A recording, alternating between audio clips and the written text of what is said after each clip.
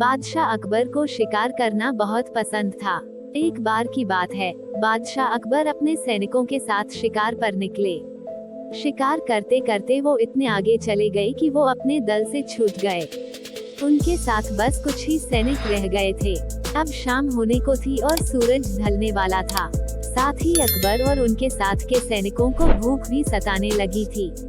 काफी दूर निकल आने पर बादशाह अकबर को यह एहसास हुआ कि वो रास्ता भटक गए हैं। वहाँ आसपास कोई नजर भी नहीं आ रहा था जिससे रास्ते के बारे में पूछा जा सकता था। थोड़ी दूर और चलने पर उन्हें एक तिराहा नजर आया।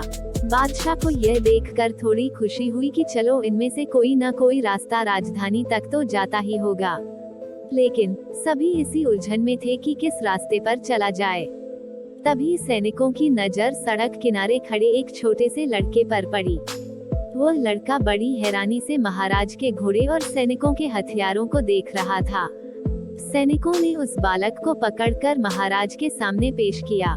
बादशाह अकबर ने लड़के से पूछा, ए लड़के, इनमें से कौन सा रास्ता आगरा जाता है? यह बात सुनकर वह बच्चा जोर जोर से हंसने लगा। यह देखकर राजा को बहुत गुस्सा आया, लेकिन उन्होंने शांत भाव से उससे उसकी हंसी का कारण पूछा। लड़के ने जवाब दिया, यह रास्ता चल नहीं सकता है, तो यह आगरा कैसे जाएगा? आगरा पहुंचने के लिए तो आपको खुद चलना पड़ेगा।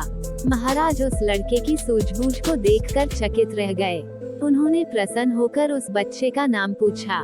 लड़के ने जवाब में अपना नाम महेश दास बताया। महाराज ने उसे इनाम में सोने की अंगूठी दी और दरबार में आने का न्योता दिया। इसके बाद बादशाह अकबर ने लड़के से पूछा, क्या तुम मुझे बता सकते हो कि किस रास्ते पर चलने से मैं आगरा पहुंच पाऊंगा? लड़के ने बड़ी ही शालीनता से सही रास्ता बताया और महाराज अपने सैनिकों के साथ आगरा की ओर चल पड़े। यही लड़का बड़ा होकर बीरबल के नाम से प्रसिद्ध हुआ और बादशाह अकबर के नवरत्नों में से एक कहलाया। कहानी से सीख। इस कहानी से हमें यह सीख मिलती है कि ज्ञान और सूझबूझ का सम्मान करना चाहिए।